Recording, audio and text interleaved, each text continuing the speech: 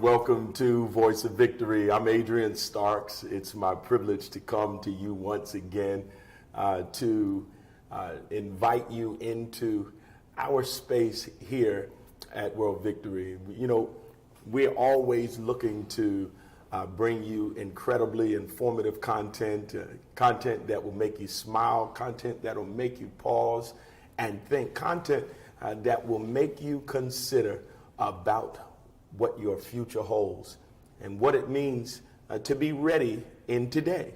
And so I'm blessed to have been given this privilege by the Lord. And today we're going to talk with a very special individual who has invaded my life in such amazing and powerful ways, because he's a, how do I call him? He's an unexpected left hook.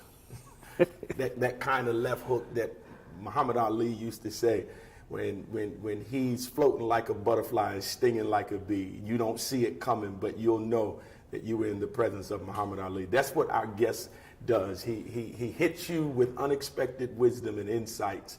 And I just want you all to welcome him. Let's get right to it. Brother Ethan Lindsay of the Community Foundation of Greater Greensboro. Thank you. Glad to have it. Absolutely. That's a great compliment to be. I feel like I'm in the presence of a giant who can throw a left hook, and we always joke about those hands. So, hey, I take that. No, really, it's indeed great to be here and be a part of your space. So well, as much as you probably were not expecting me to make a parallel between you and the greatest, I may be the first one to have ever done it, but I believe that if we sat down and had conversation with the people who orbit your life and your sphere, they would agree with me that you're doing some great work.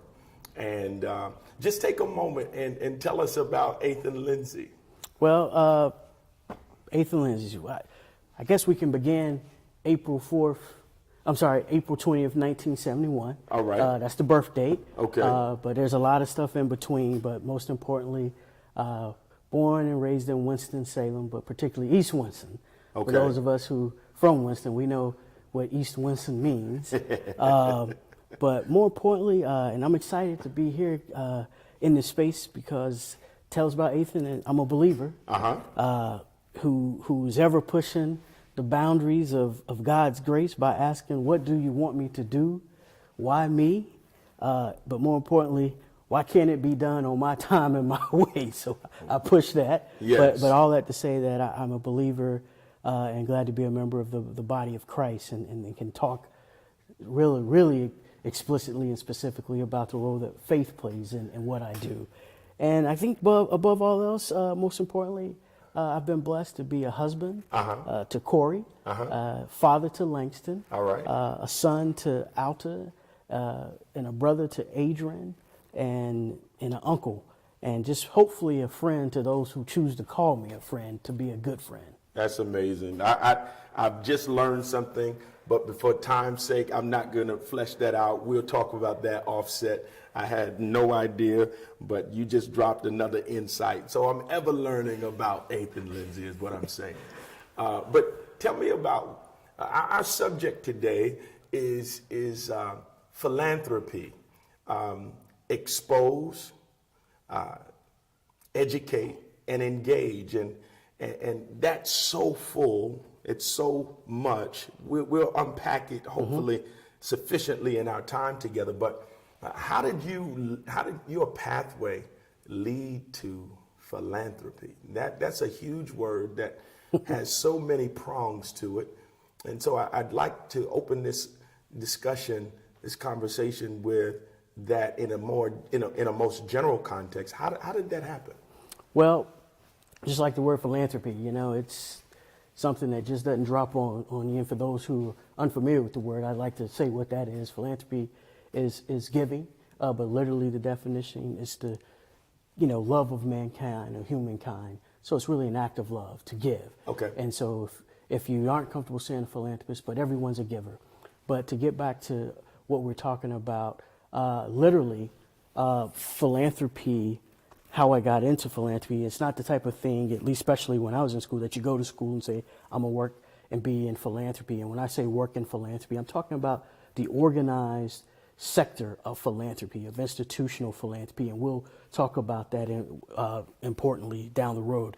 But I literally went from working on the docks of UPS and be at night, being a substitute teacher during the day, after graduating from Davidson College, one of those moments where I was pushing God's grace and saying, what am I doing here?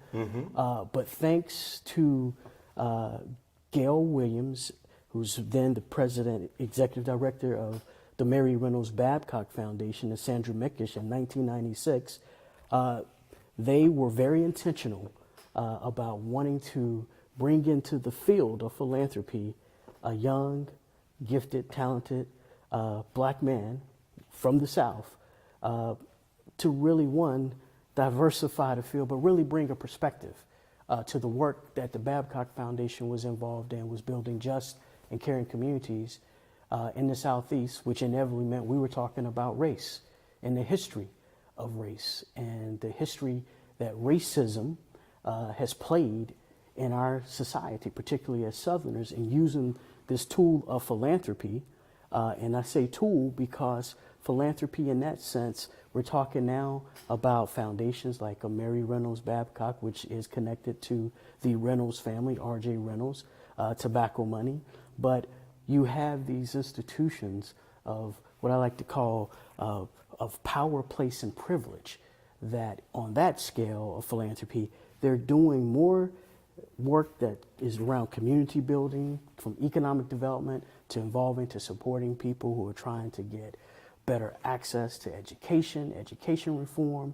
So philanthropy is from that standpoint organized. It's very, very, it's power. All right, so you just said diversifying, because the whole idea behind them inviting you in was to increase, to add the presence of black male, of a black male who, that says to me that we're not adequately represented in these fields.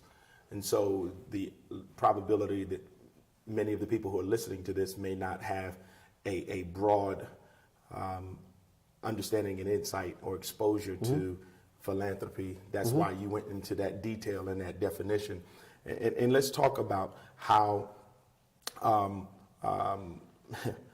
why philanthropy is so important to a community or a cause. Because, again, if we're not there in a regular presence, the likelihood is that we don't even have a grid. I like to say a grid to even appreciate why this is something that matters to us, or that we should spend the time to investigate. Sure. So let's just cut to it. Even on, I can't get back away from this thing of philanthropy and unpacking it.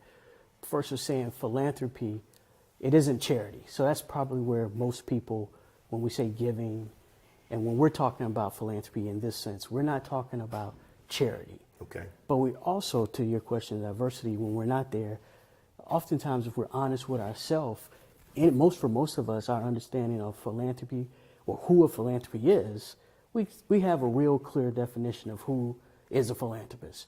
Usually white, wealthy, perhaps male, or wealthy white families. What I've been exposed to and had the opportunity, and why this was so important, is that you have people in philanthropy, and just giving that description, who all intentions want to do the right thing, but haven't been doing it effectively because this absence of people who have another perspective and experience, often the lived experience, that what most of philanthropy was dealing with, addressing these intractable, what I'd say, community problems. Well, it's hard to have and make the most informed decisions when certain people and voices and perspectives aren't at the table. Very simply put, it is that you have oftentimes, in the field of philanthropy, it's not as a rich discussion, but even more effectively, how are you going to talk about improving the lives of young black males who are getting suspended from schools.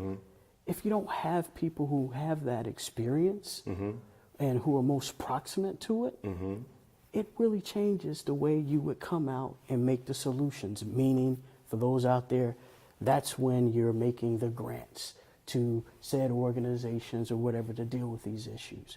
So what I've had the opportunity to be since 1996 and what has become really not just a passion but a calling, but is even just taking the time to help break this down for people, but not just break it down, but I have a personal mission that I want people to understand that philanthropy is not just charity, but more importantly, when working in philanthropy, and you've been with me to some of these conferences, and you'll see that there's a whole nother world going on where people are making decisions.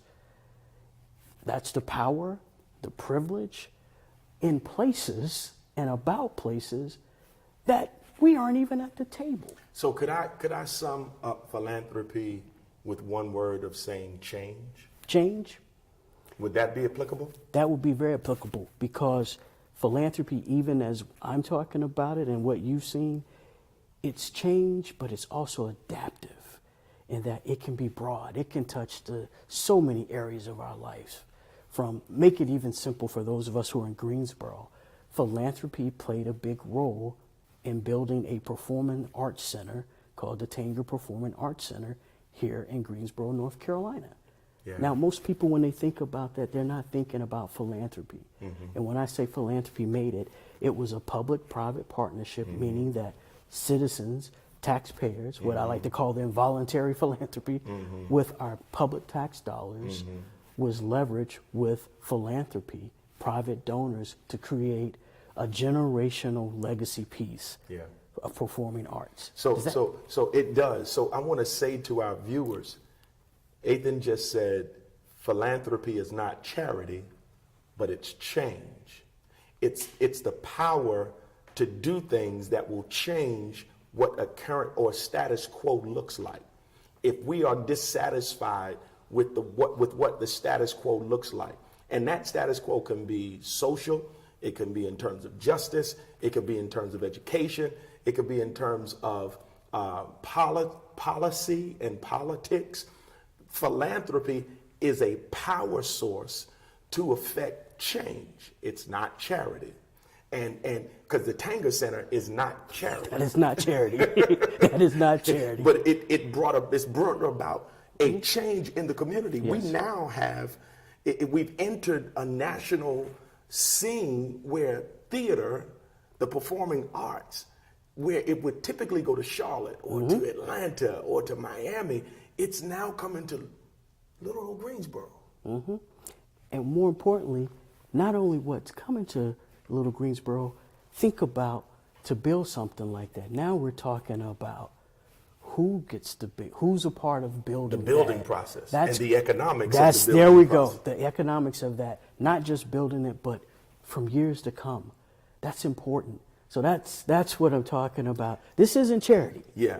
For sure, it ain't charity. So I want to bring this present day. Right now, what we're dealing with, we have that's churning on the national scene is Coach Brian Flores, of the former head coach of the Miami Dolphins, was fired, and he was personally being interviewed. Me being a New York Giants fan, I heard that he was being considered for the next head coach. I was excited about it. And then we get this breaking news that Brian Flores is suing the NFL and 3 teams because of discrimination. He got a text message from Bill Belichick, and Belichick was congratulating him on getting the Giants job, when it wasn't this Brian, it was another Brian. He got it mixed up, and thus we have this lawsuit. Because what we are seeing, what you said moments ago, is that we have individuals. How did this happen? It's because we have individuals of color that are not at the table of decision when these decisions are being made as to who is being given these opportunities of head coaching, and it's disproportionately not black coaches. That's same thing. Even though, watch this, the players make up 70% of the league. And yet, at this place, there is no representation. How can philanthropy change misrepresentation? Ooh, you're talking about what's really at the center of my heart. So, as we've laid it all, philanthropy being this place of privilege where there's absent of literally of color. And to give you that example, literally in 1996, my first conference of the Southeastern Council of Foundations, which is our trade association, there was 3 men of color, 2 black men, and one of my dear brothers, Salan Givergizi, an Asian brother. Okay. 1996, fast forward, improved a little bit, but the point is, I was just struck by that early on, and not just struck, but I was disturbed on it. Right. And sitting here and said, something was placed in me Right. greater than myself. Holy Spirit, something, but God, something was on me that I stuck with that, and I started in my career, saying that, the only way we're going to change this is that I've got to be like, this is my Esther moment. Mm-hmm. I've got to go and take this information back, but also I'm also advising folks to it. But more importantly, I have to go back to share this with my people. Mm-hmm. And why I want to do that is this is that education, that expose, educate and engage. I had to expose folks to say, hey, this is what's going on over here. I need to educate. Well, how does this work? And what's so important about it? The tools. Fast forward, what that meant is that from my career working in philanthropy, the one piece I said that's missing said we can hire people like myself, have people be on boards, but you know what's really gonna make this power and what's really respected? When we start using the tools ourselves. Simply said it, I wanted to go back and educate particularly communities of color, especially black communities, and help them understand, one, we have a giving tradition. We've always had one. Whether it's from slavery when we took care of one another's children when someone was sold, to when we had mutual aid associations, to when we buried each other and took care of that, or when we took care of our colleges, when we paid for our civil rights movement, we've led to create change. But also, I cannot not say the first community foundation I knew was the Black church. Yeah.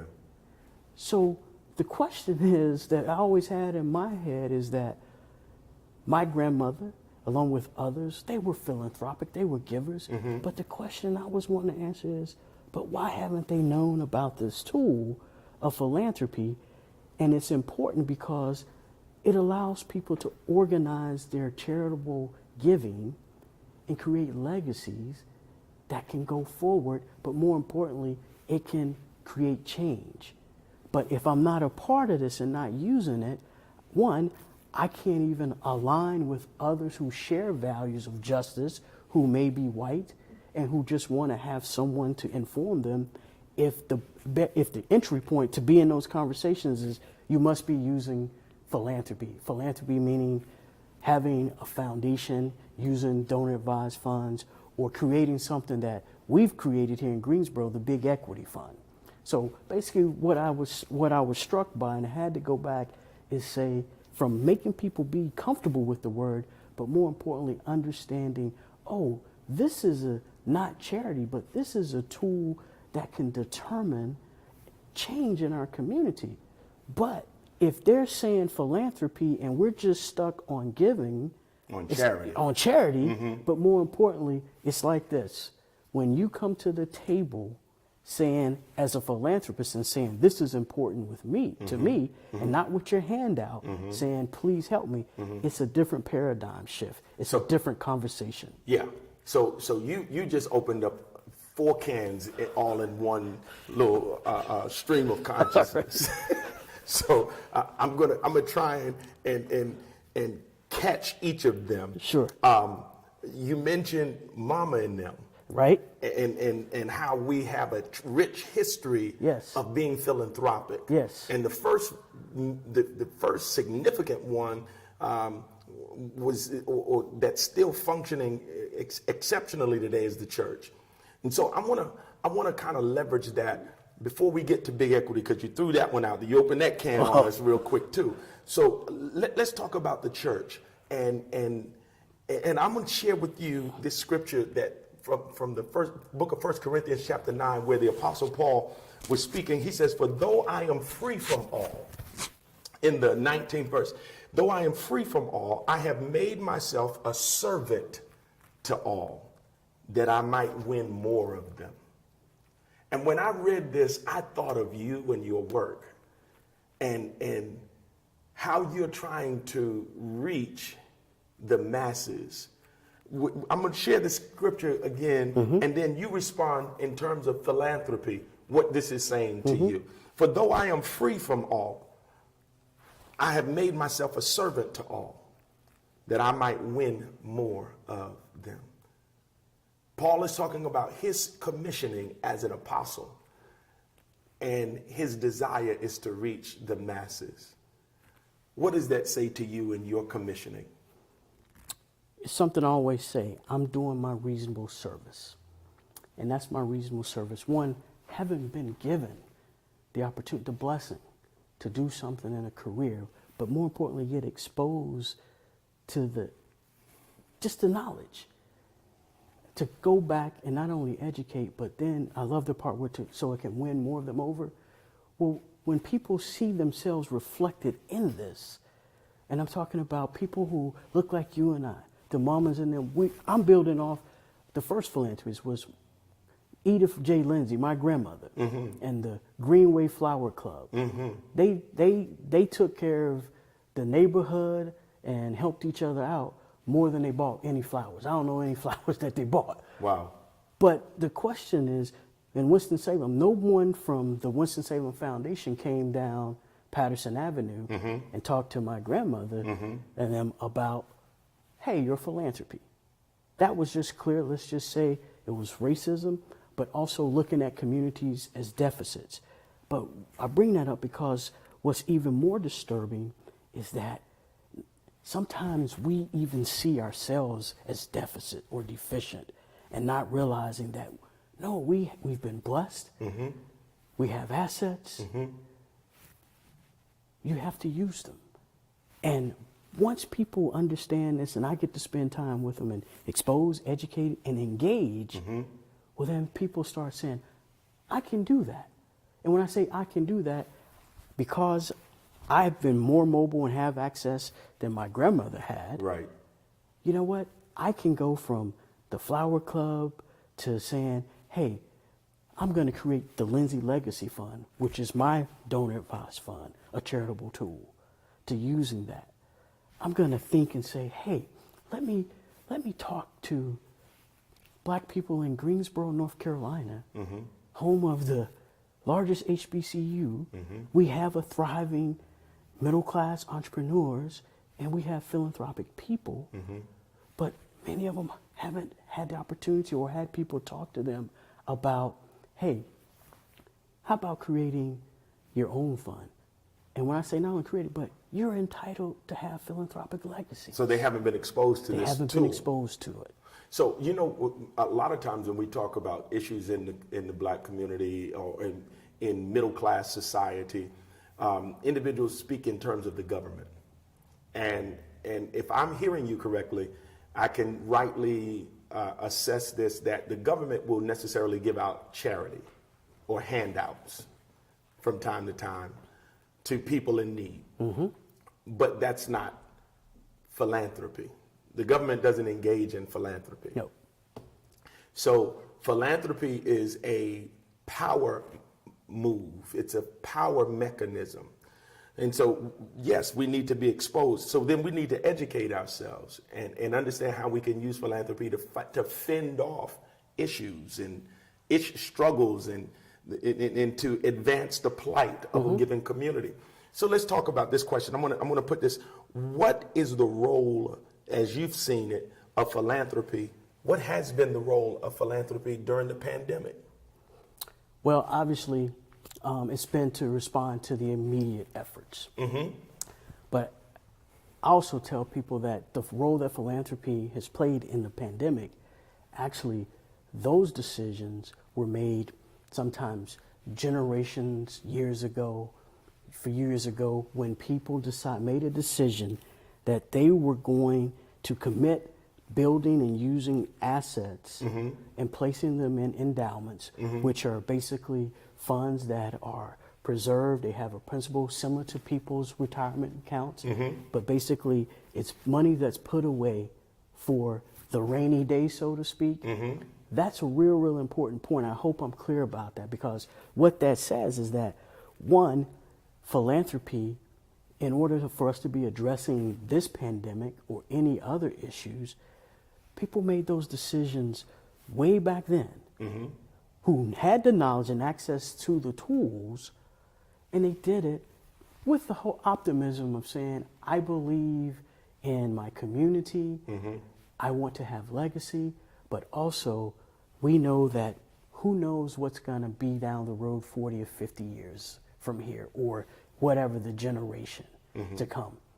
That's a decision that's made, one, I believe, because it's when people see themselves as being relevant, they do that.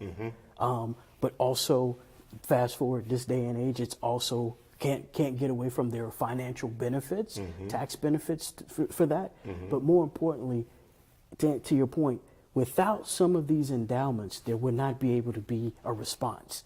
So the question I always put to us is that, when are we gonna have access and utilize and create the endowments for something down the road that will be philanthropic? Because with an endowment, it's gonna outlive all of us, but more importantly, it's adaptive, and adaptive in being able to respond to this pandemic, or I even say racism is a pandemic. This is what I say for us to start planting the seed now to create generational opportunities for the next pandemic, or simply what I like to say, building community by design, Right. and not out of crisis. Building community by design and not out of crisis is an amazing segue for us to talk about the Big Equity Fund. And because if we're honest about it, philanthropy is an unbiased tool by itself. The bias comes in who holds it. Just like a hammer is a tool, and it's going to drive to the pleasure of whoever is holding it. It's a tool.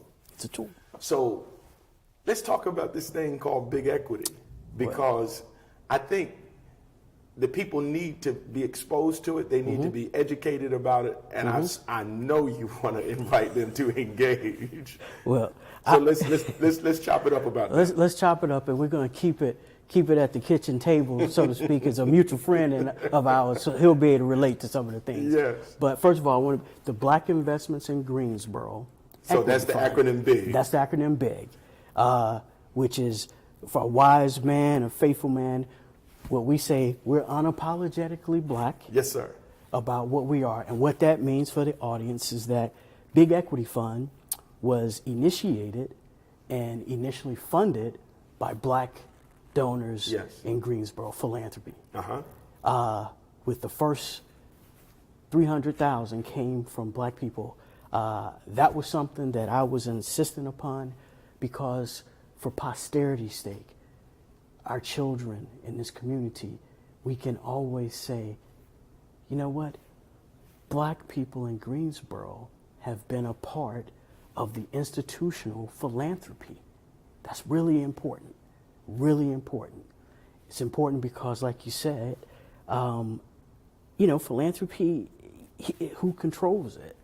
And what this is what I like to say is that Big Equity Fund is simply building off the tradition that we have of giving, but particularly collective giving, where we've pooled resources together, and we have a particular bias that we want to see Greensboro, Black Greensboro, benefit.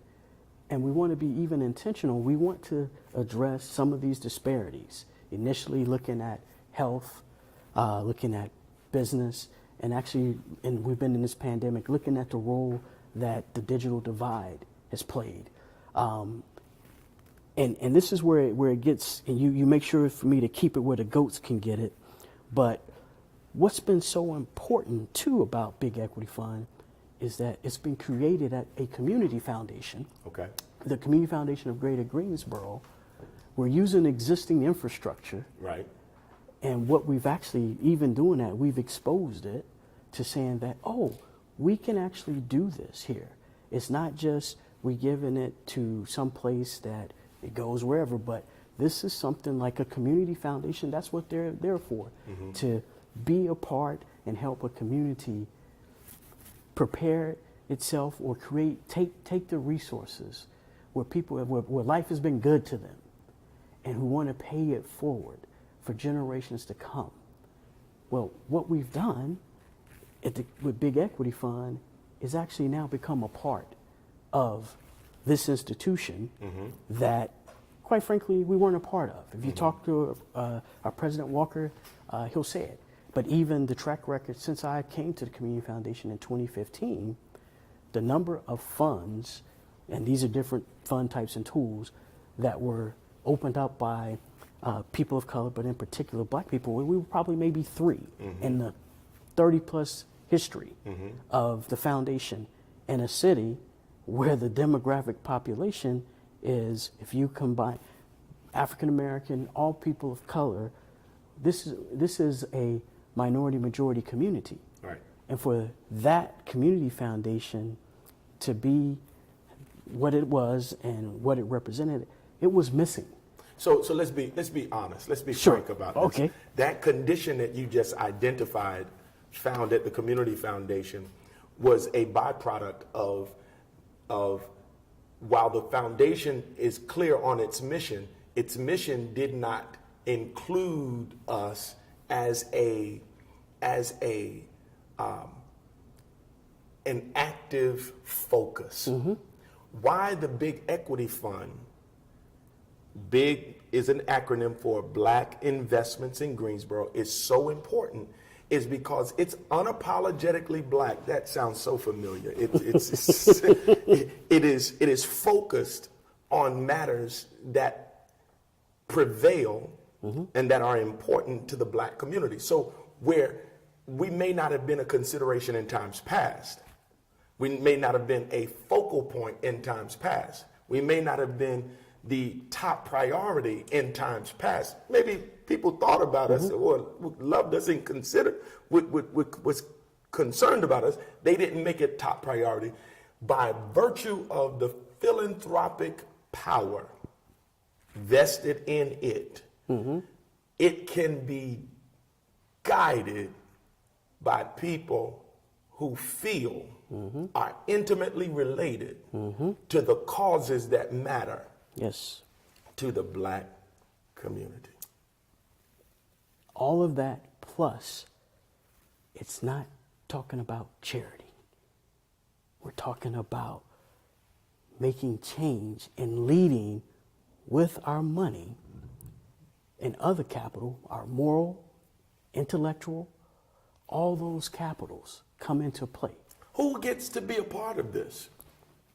Because this is amazing. This is uncharted waters for many people. So is it just the corporate personalities, the corporate power brokers? Who gets to be a part of something that you are calling Big Equity Fund? So, and this is where it's even changing the culture of the foundation. Going back to what we talked about earlier, what we're really doing is expanding the narrative of philanthropy, meaning anyone can give to Big. We're not saying you have to be a millionaire. Every gift is important to us. Who's controlling the decision making around Big Equity? Well, because you're saying everybody can give, but everybody can give, but we're real clear that it's Black led, and so there's a steering committee that will govern it. Okay. Which, full disclosure, you're a part of that. I am a part of it. Yes. And that's been very intentional. And when people say, well, isn't that being separatist or whatever?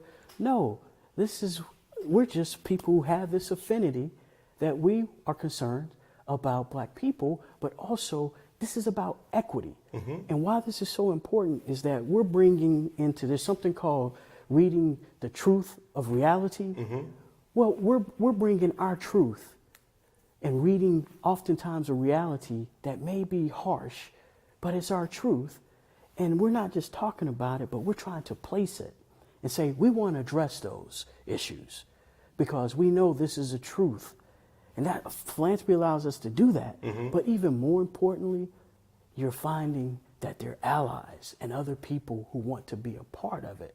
So it's almost in a sense that we're starting it and it's actually being multiplied and it's leverage. And that's so important because going back to why this is, and it is an endowed fund, meaning like we talked about earlier, that we're doing this realizing that we're making a sacrifice, not even a sacrifice, but we're making an investment for generations to come and creating a tool that is going to be adaptive, but more importantly, we're coming as donors. Yes. We're not coming seeking grants, Right. but we're it's a different conversation. It now goes from, and we're seeing and experiencing this, to where people who are white allies and those with other means, they're like, we've had people who've said that this is what they've been waiting for. Yes. Because they want to be in community with people whose lives are most impacted by it. So listen, we're down to a minute and a half. I think we have given the people a lot. How can they get involved? We need to share. Where Sure. can they connect? Where can they link up? Where can they give? Sure. To give, simply text Big Equity to 243-725, and you're going to have this up afterwards. But also Big Equity Fund, you can go to the website. It's literally BIGEQUITYFUND.org. You can always reach me, but also go to the Community Foundation website. We're doing information sessions where we're talking about this, helping it break down, but more importantly, we're having donors where I say the why I'm big testimony so people can hear these stories and see themselves reflected in it, because people have to see themselves reflected in this. So they can go to the website. There are lunch and learns. There are lunch and learns. They're virtual. Yep. We're virtual right now in the pandemic, but we're continuing. That's an important part, and you've been a part of this, of that. That's where we get to expose, educate, and engage. And I tell people now, don't feel bad. You might not get it on the first one. It takes time. It's like you say, this is the jabs, and like Ali, we give you the left hook, but you got to be present. Yes. And take the time to become informed. And if anything, what I see out of this is we love your contributions to Big, but I hope people will start seeing themselves differently, as seeing themselves as philanthropists and understanding what philanthropy is and moving beyond that. We close in this particular segment today with that sentiment. We did this today because we hope that you will truly see yourself as a philanthropic powerhouse, and that as we come together, that powerhouse is intensified. For those who are biblically engaged, you understand when I say that 1 can put 1,000 to flight, Yes. and 2 can put 10,000 to flight, and 3 would exponentially grow such that 100,000 would then be under our rule, our command, our ability to shift. That is the power of philanthropy. That is the power that this man is seeking to leverage for the purpose that more would win and not just a few. Thank you for joining us today. Ethan, thank you so much for being here with me. I pray that we'll have other opportunities to continue to expand the conversation, to get the message out, and to ensure that no one is left on the sideline, that everybody can get in this game called philanthropy. To God be the glory. Thank you, brother. Thank you.